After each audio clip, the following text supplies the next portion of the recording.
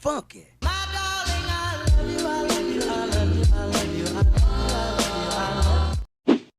Oi gente, sejam bem-vindos de volta ao meu canal. E hoje, para dar continuidade na série de vídeos que eu falo sobre cada semestre da minha faculdade de nutrição na UFPEL, eu vim falar um pouco sobre o meu terceiro semestre. E se tu não viu o primeiro, o segundo e o terceiro vídeo sobre os meus semestres, eu vou deixar linkado aqui nos cards e na descrição, tá? Pra tu ir lá olhar como é que foi cada semestre, meu calendário alternativo, enfim. Se tu não é inscrito, já te inscreve aqui no canal, deixa o like e vai lá no Passeio Direto me seguir pra ter acesso a vários conteúdos de nutrição e marketing, tá bem? Bom, o meu terceiro semestre foi um pouco diferente do que normalmente é ofertado na UFPEL.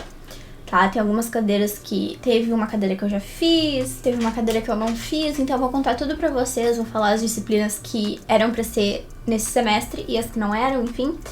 E pra começar, eu vou listar as cadeiras que eu tive, da mais difícil até a mais fácil, tá bem? Então, pra começar, não podia ter outra no lugar. Em primeiro lugar, como a mais difícil, Fisiologia 2. Ou disciplina encapetada. Porque, assim, é uma disciplina muito complexa, muito extensa, por mais que a gente tenha tido só 4 sistemas. O sistema é renal, respiratório, cardiovascular e o outro lá, que eu não me lembro. Não, pera. A few moments later. E hormonal. Hormonal. É muita coisa dentro de cada tópico, então... E as aulas, a professora, ela bota nos slides os tópicos e explica.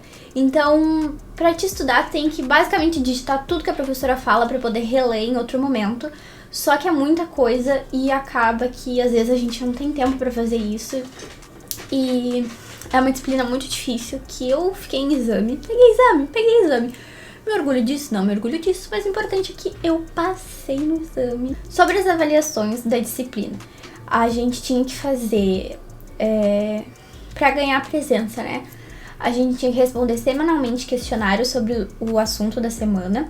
E se a gente não respondesse, eram menos 5 faltas, no caso mais 5 faltas, no histórico. A gente podia recuperar 2 dessas faltas assistindo as aulas síncronas. Então acabou que no final do semestre eu tava com 8 faltas, porque tiveram 2 questionários que eu esqueci de responder.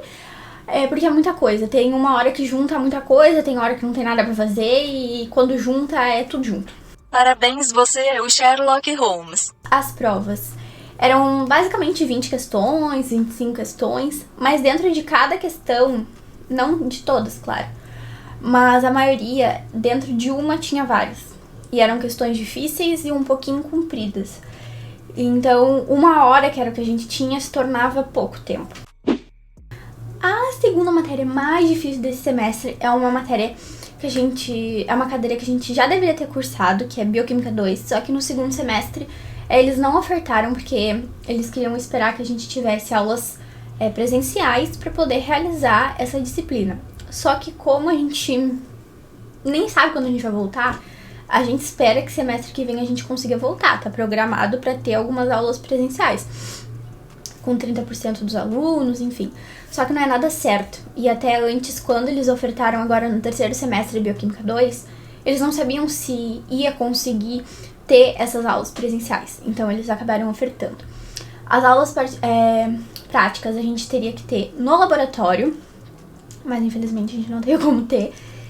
E é uma matéria bem difícil mesmo, muito importante. A gente aprende ciclo de Krebs, fosforilação oxidativa, beta-oxidação, colesterol. Por mais que seja difícil, é uma matéria muito boa, que as professoras tentavam suavizar o máximo possível e tentavam linkar o máximo possível com a nutrição, mas é bem difícil mesmo. A terceira cadeira não é que ela seja difícil, mas é uma cadeira que eu não consegui associar tanto com nutrição, que é ecologia e saneamento ambiental. A gente falou acho que 2 vezes sobre pontos que se encaixavam na nutrição. E por último a gente tava estudando esgoto a céu aberto. Daí, tipo, eu não consigo ver relação, sabe? Então pra mim foi uma cadeira chata, muito maçante, chata demais, chata. que eu não gostava nem de assistir as aulas. Não gostava de fazer nada dessa cadeira, nada. Mas óbvio que eu tinha que fazer, tinha que estudar, enfim. Mas eu confesso que eu ia levando com a barriga, porque eu não gostava dessa cadeira. As avaliações. A gente tinha que responder fóruns semanais.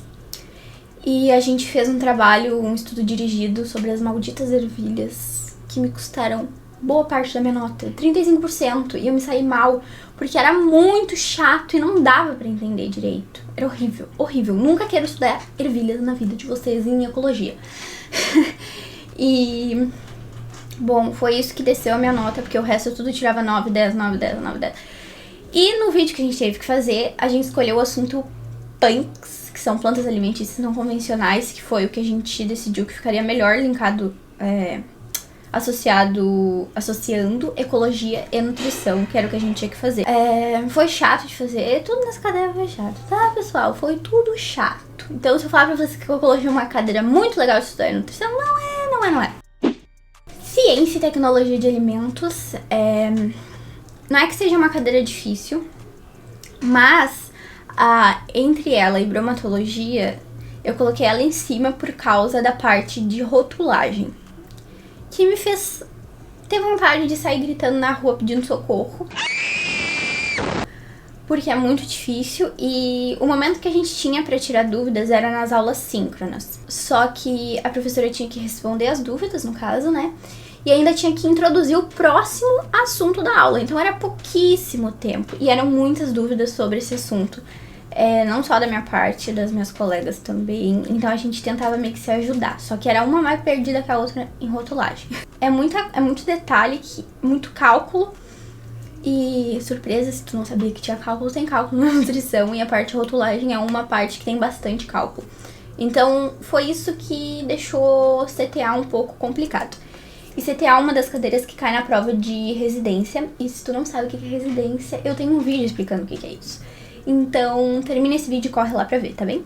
Sobre as provas, avaliações, enfim. A gente fez 2 provas e de 15 em 15 dias nós tínhamos que fazer postagens fake, como se nós já estivéssemos atuando como nutricionistas. E a gente tinha que dar dicas do assunto que a professora estipulava, por exemplo. Fazer uma receita para um café da manhã de um restaurante para uma pessoa que não pode ingerir açúcar ou que tá tentando cortar carboidratos. E aí a gente tinha que fazer uma receita, referência da casa, por exemplo, e postar nesse grupo que nós tínhamos para a professora avaliar. Bromatologia, gente, a parte teórica dessa cadeira a gente fez no 2º semestre, como deveria ser, mas a parte prática eles deixaram para nos ofertar no 3º semestre pra ver se voltava as aulas presenciais. E CTA, esqueci de falar. CTA a gente teria que ir pra cozinha e pro laboratório, mas por conta da pandemia a gente não pôde. Mas por conta da pandemia nós não podemos fazer isso.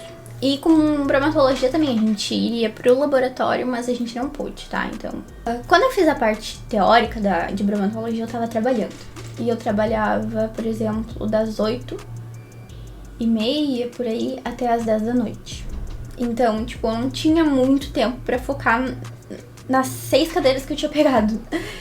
E então, eu acabei deixando a desejar e fiquei com medo de pegar exame. Mas, como agora eu não tô mais trabalhando e consegui focar na cadeira, eu consegui me livrar do exame, tirar uma nota melhor, que me deixasse tranquila. Passei na cadeira, me apaixonei pela cadeira, uma cadeira muito legal de ser estudada. A gente fala de proteínas, de pigmentos. Nossa, nós fizemos um trabalho de pigmento muito legal, que a gente extraiu o pigmento e a gente viu como que ele se portava em meio ácido e básico. Muito legal o trabalho, a gente fez um vídeo, eu e a minha dupla. Métodos de conservação de alimentos, branqueamento, congelamento, enfim, todos esses mentos aí. A gente viu em bromatologia e é uma cadeira maravilhosa. Tem cálculo. A gente fez um diário alimentar no 2º semestre, que a gente teve que anotar tudo que a gente comeu no dia e depois calcular carboidratos, proteínas, lipídios, gorduras através da tabela TACO. Tem vídeo meu, eu acho. Não, eu já excluí esse vídeo, então deixa aí. Eu fico com uma porcaria. As avaliações dessa disciplina. Eu acho que a gente não chegou a fazer prova na parte prática. E por último, mas não menos importante, só um pouco mais fácil que as outras, NSP, tá? Nutrição e Saúde Pública. Como a matéria foi dada pra nós? A professora, ela mandava os materiais, o guia alimentar, o livrinho lá da PNAD, do Sisvan, e a gente tinha que ler e responder os questionários ali, os fóruns, tinha uns questionários, e era assim que a gente era avaliado, tá? E o que a gente estuda em NSP? Desigualdade social, como a obesidade está atualmente no mundo. Por que a gente, na hora de prescrever uma dieta, tem que levar em considerações os fatores socioeconômicos do paciente? Porque será que ele vai ter condições de ter acesso a tal alimento que tu tá prescrevendo pra ele? Não é uma área que eu queira trabalhar somente nessa área de nutrição pública, mas eu quero sim dedicar parte da minha vida profissional para essa área.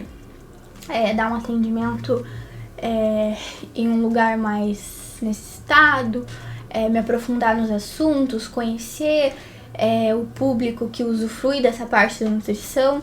Eu acho muito importante que, por mais que a pessoa queira ir para uma área esportiva, uma área clínica, a área hospitalar ou a área de bariátrica, ela tenha acesso a esses pacientes que precisam de uma atenção diferente, né? Não é só fazer um plano alimentar com o que tu acha que é o melhor. Tu tem que saber o que é o melhor dentro das condições do paciente. Por que foi uma matéria fácil? Porque tava tudo nos questionários, nos livros, nos slides.